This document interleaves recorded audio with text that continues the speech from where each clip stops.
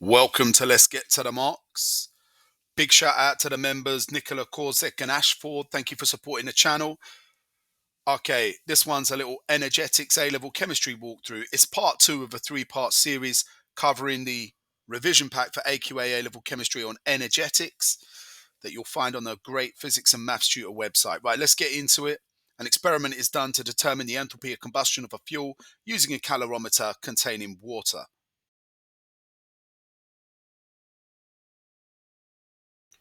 Now, what the sneaky little examiners have done this time is change some of our symbols. So normally we're using MC delta T. Here, the sneaky little gits have changed the mass of the water to the symbol of a M. They've kind of turned it upside down. They've turned it to a W for mass of the water. Okay, so then we're giving this mind confusing rearrangement of the Q equals MC delta T expression. Okay, obviously the Q's not there. Obviously you've got a little negative sign because your answer is going to be exothermic in when you're doing enthalpy of combustion. So they're just throwing these symbols in to put you off. Remember, when we work out Q is actually the energy transferred to the water.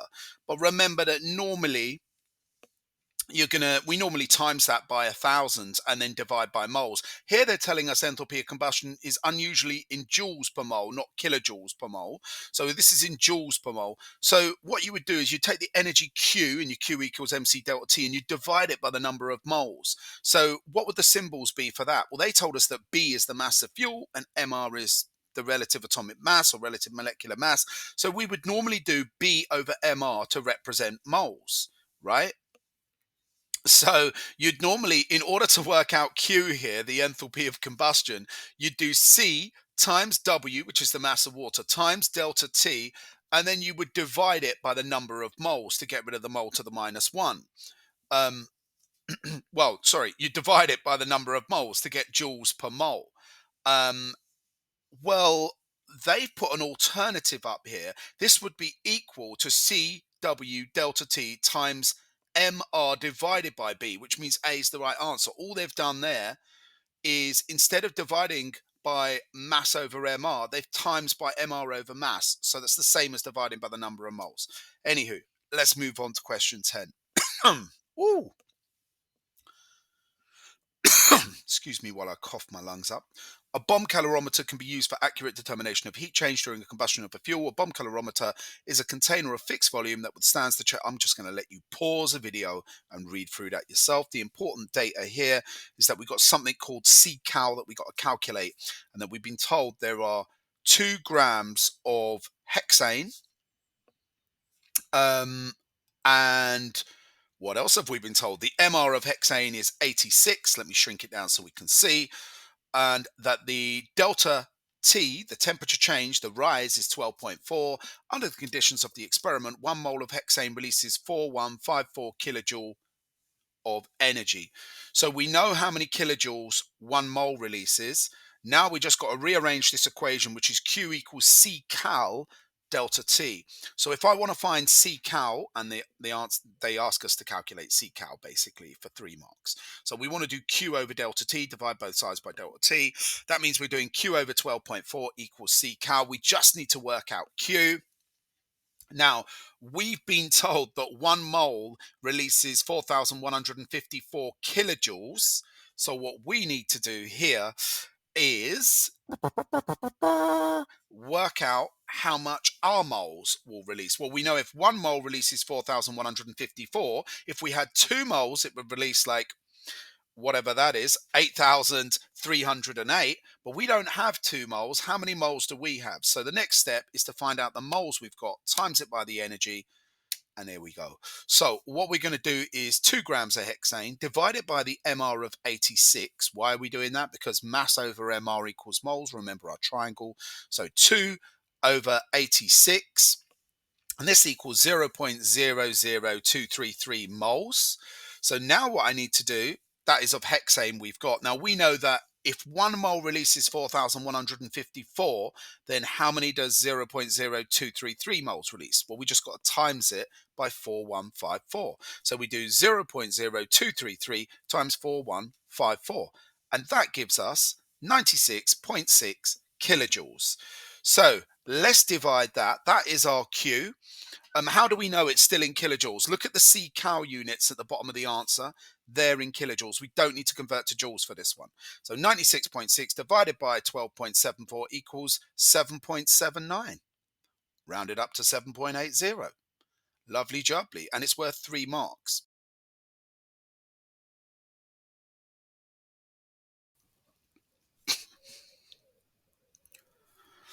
Okay, moving on. When the experiment is repeated with 2 grams of octane, MR 114, the temperature change is 12.2. Calculate the heat change in kilojoule per mole for octane in this combustion reaction. If you were unable to calculate a CCAL in part A, use 6.52.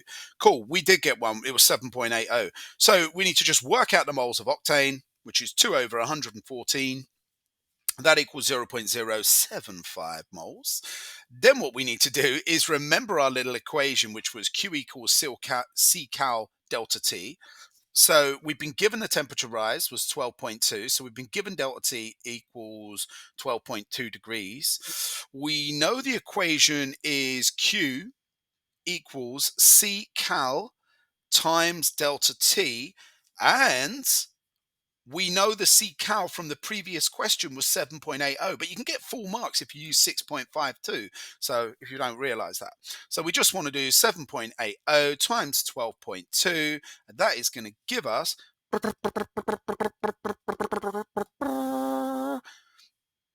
that's going to give us the kilojoules anywho.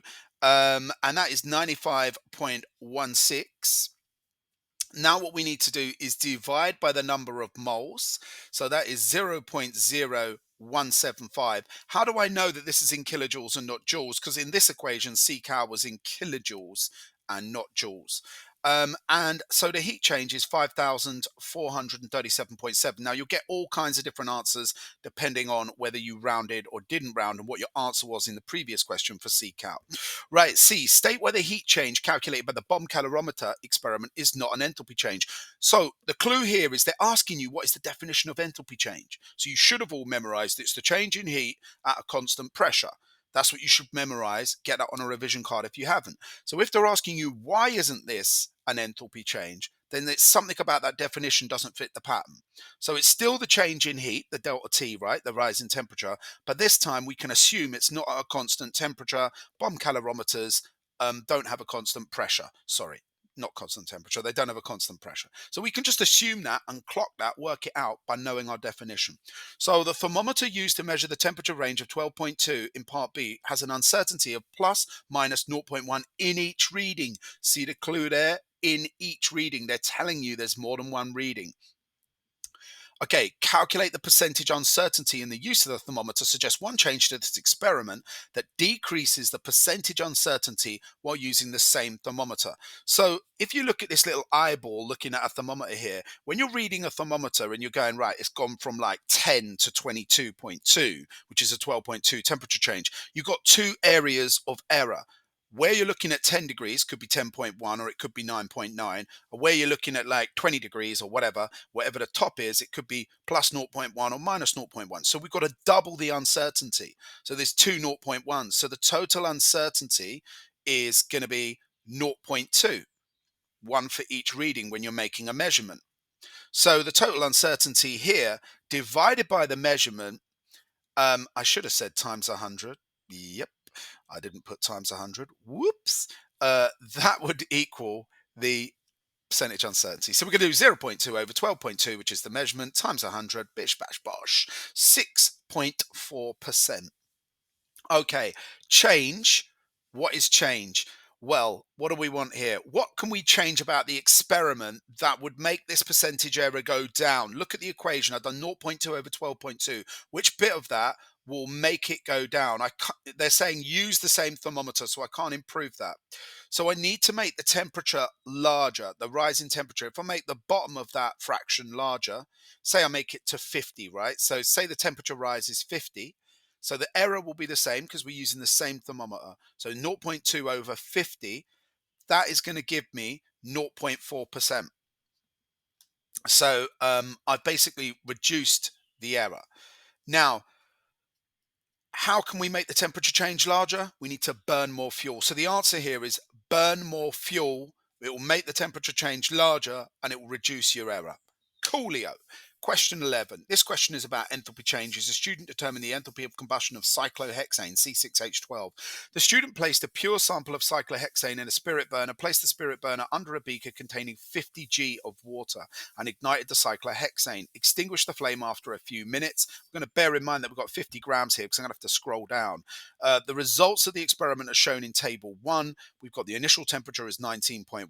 I've got the initial mass of the spirit burner, etc., was 192.730. Final mass was 192.100. The student determined from this experiment the enthalpy of combustion of cyclohexane was minus 1216 kilojoule per mole. Use the data to calculate the final temperature of the water in this experiment. The specific heat capacity is 418 as usual, and the MR of cyclohexane is 84. Right, first of all, let's do the rearrangement to find the temperature change. We're going to divide both sides by MC, and we're going to get Q over MC, and that equals the temperature change. So, first of all, I need to find Q, right? And Q is linked to the enthalpy here. However, remember, Q is in just plain joules unless told otherwise. And you can check that by looking at the specific heat capacity and notice that there's joules in the unit for specific heat capacity. That means my energy is supposed to be in joules. So I need to times the kilojoules by 1,000 to convert to joules. So I get 121,600. Now, because it's divided by moles, moles to the minus 1, I need to times it by moles to get rid of the moles. So I need to calculate the moles here. So I do 192.730 minus 192.100. It's going to give me my mass of cyclohexane that was burnt off. And it was 0.63 grams. Remember, you can get some error because some of it could have evaporated and blah, blah, blah.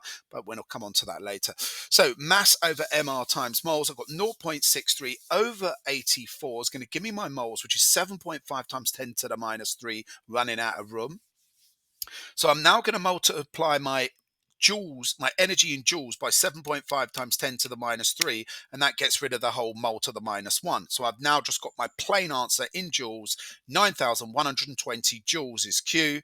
Divide it by the mass. Remember, the mass of water above was 50 grams. If you have 50 centimeter cubed of water, generally they'll say that the density is 1 gram per centimeter, so we can assume it's 50 grams.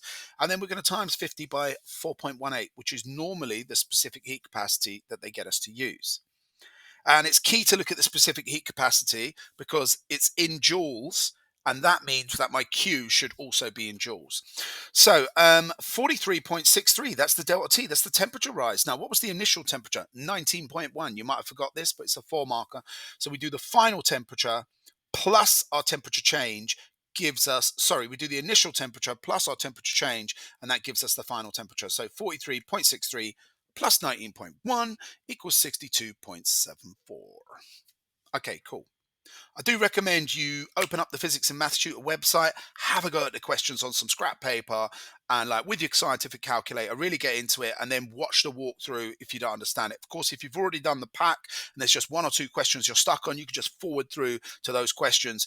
And what I'm aiming to do here is give you the explanation that they don't give you in the mark scheme.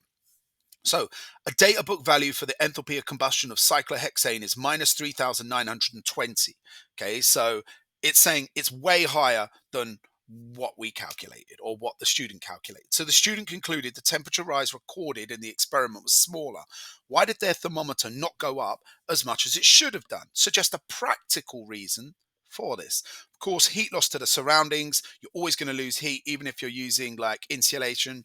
And of course, some of the fuel might undergo incomplete combustion, which isn't as exothermic, so won't cause as big temperature change. Also, fuels like ethanol or whatever, organic solvents, they tend to be volatile, and that means they're evaporating. You can normally smell them. That's because they're evaporating even at room temperature. So they're volatile. You're going to lose some of the fuel, some of the mass. All right, we're looking at enthalpy change here again in kilojoule per mole. So here are some values for the standard enthalpies of combustion. So I've got standard enthalpies of combustion. That's key that you understand what's in your data table for these ones. It's the old Hess's cycle one with the arrows. So what we're going to do here is, do we draw the arrows going up? No, that's key. We draw the arrows going down. Formation is going up, forming, going from something. whereas combustion, you always draw the arrows going down if you like these cycles. And I've got 6 times minus 394 because there's 6 carbons, and I've got 6 times minus 286. Don't worry about balancing at the bottom. You don't really need to do that. All right, so we need to just smash that in the calculator and work out the total, and that is minus 408. 4080, can't read. Okay, and then we have minus 3920 on the other side. Now I get a big pen out and I draw an arrow going round, and I look where there's a clash of the arrows. So here, there's a clash. The arrows are going in opposite directions, so I reverse the sign. So I write my equation out like this: minus 4080 plus 3920 equals the enthalpy change for this reaction. And it is minus 160, and that's going to get you a fat-free marks. And of course, it's a minus sign because it's combustion, but it will come out minus from the calculation anyway. Question 12.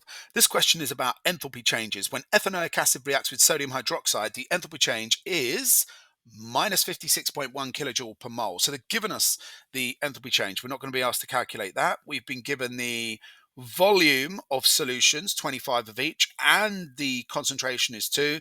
Assume both solutions have the same initial temperature, have a density of 1 gram, and the specific heat capacity is 4.18 joules K to the G. So that means I do need to convert my 56.1 into joules and get rid of the moles. First of all, I'm working out how many moles I've got, and you only need to use one of the solutions. So you use the one which is the limiting reactant. If they're different concentrations, they're both the same concentration, and it's a 1-to-1 reaction here. So if it's not, use the limiting reactant. Okay, so we've worked out the moles is 0.05. I need to convert into Q my enthalpy. My delta H needs to go into Q. So I times 1,000 to make 56,100. That turns it into joules, gets rid of the K. Now I want to get rid of the mole to the minus 1. So I multiply by my moles, which is 0.050, which I got from doing 25 over 1,000, changing the centimeters to decimeters times 2, which was the concentration. So now we've worked out Q, basically. So Q is 22,805. Oh my gosh, I can't write.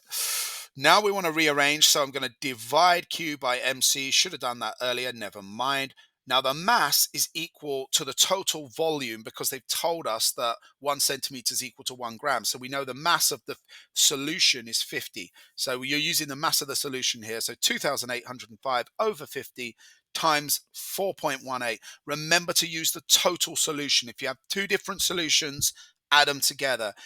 Normally they're nice and make the concentrations the same and the ratios the same, so the moles are the same. You just use one of them to work out the moles. If you have a limiting reactant as one of the reactants, use that as the moles in the equation, because the other stuff doesn't react. The excess moles don't react. So our delta T is 13.42, and we don't need to find the final temperature or anything. They've not given us initial, so that one's nice and easy.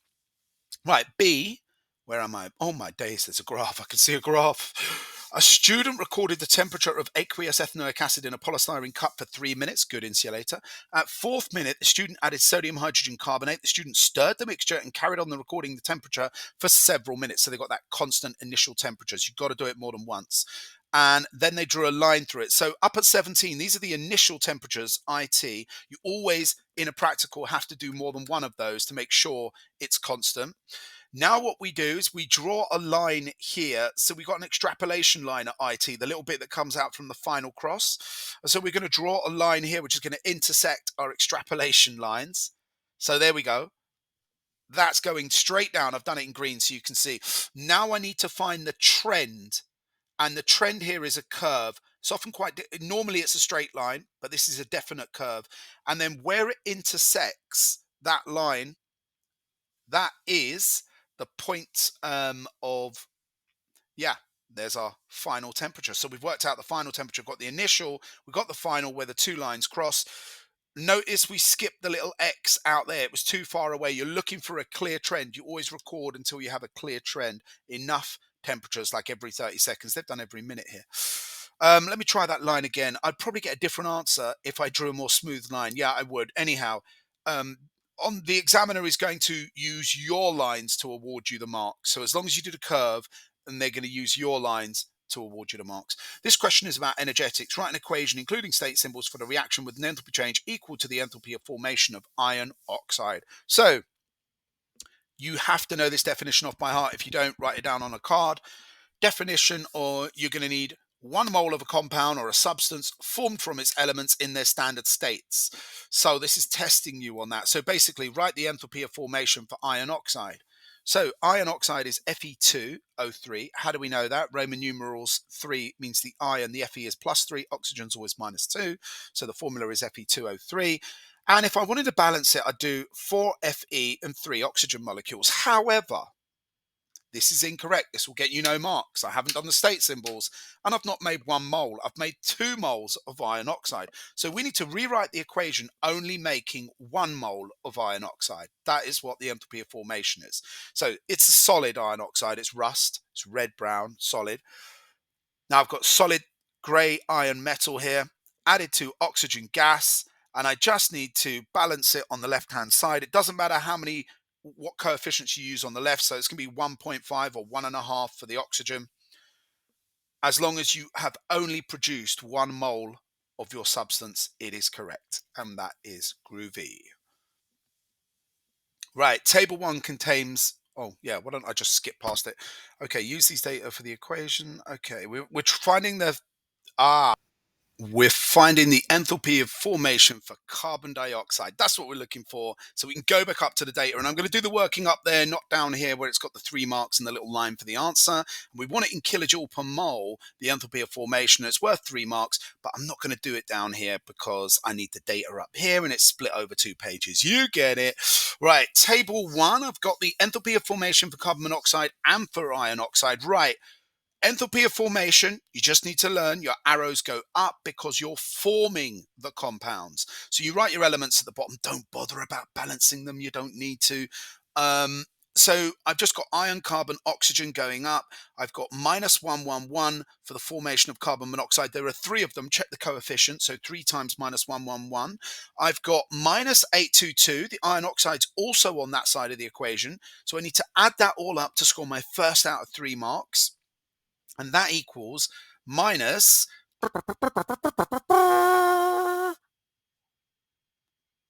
drum roll. Oh my gosh, my calculator's stuck. What the hell is that equal? Okay, there we go. -1155. That took long enough. Okay, now we don't know the right-hand side because that's the enthalpy of formation of carbon dioxide. You don't have to worry about the Fe because Fe to Fe is 0. So we're just looking at CO2 here. Draw the green arrow going around. Any color will do. The 2 arrows on the left clash, so I'm turning that to +1155 minus X, which is my carbon dioxide, 3 carbon dioxides that is, equals -19. So I can just -1155 from each side, and then I get minus X equals -1174 or whatever. And now what I need to do is divide that by 3. And that gives us our answer of -391. Yeah, of course, it would be 1174 divided by minus X because, yeah, when you minus a minus, it cancels and all that, blah, blah, blah, whatever. Right, let's move on. Some enthalpy data are given in table 2. So it's bond enthalpy data, guys. So we know the overall enthalpy change. We've got to work out the missing bond for NH, so which is the reactant bonds are only contain NH. So the way I always do bond enthalpies is the reactants minus the products equals the enthalpy change. So we've been given the enthalpy change and we've been given everything we need to work out the reactants. So it's just the products we need to work out. So let's work out the reactants first of all for the first mark. So we have nitrogen. 1 nitrogen molecule, when you break the bond, it costs you 944 endothermic energy going in. To break a hydrogen bond, we've got 3 of those in the reactants if you look at the equation. So I need 3 times 3, 4, 6. Smash that all together in the calculator and you get 2252. There's your first mark on the board. Now I need to look at the products. The products, I'm not going to write X again because when I write X, I forget to bloody divide at the end. So we've got 2 molecules. So we have 2 molecules of ammonia, which means there's 6 NHs. So I do 2252 minus 6 NH equals minus 92. So I want to take 2252 from both sides, and that's going to get rid of my 2252 on the left, and I'm going to be left with minus 6NH is equal to minus 2,344. So minus 6NH is equal to minus 2,344. Essentially, I just need to divide both sides by minus 6 to get rid of the 6, and then we're left with NH is going to be equal to 390.6. I could round that if I want to, 391. And there we go. That would get you 3 lovely marks.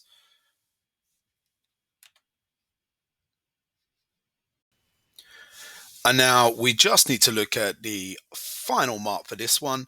So if we go, yeah, there's all the marks. If we go down to part D, give one reason why the bond enthalpy that we calculated in C, so the 390.6 or the 391, depending if you rounded it. So give one reason for the bond enthalpy we calculated in part C is different than the mean bond enthalpy quoted in a data book of 388 kJ per mole to the minus 1. So why is the data book one smaller or different? Well, quite simple. We calculated the bond enthalpy based on the NH bond found in one type of compound, which is ammonia. Whereas when you look at the data book, the NH bond in the data book has come from the mean, the average bond enthalpy, from a variety of different compounds or molecules. So things like ammonium, amines, amides, all the different things you might find an NH bond in, amino acids. So all of that, they've taken the average from a whole group of different molecules where you find the NH bond. So it's never going to be the same as our mean bond enthalpy for the NH in ammonia. Once again, shout out to the members for supporting the channel. Sharing's caring. Hit the like, punch up the bell, subscribe. Let's get to the marks. I'll catch you lot on the next video.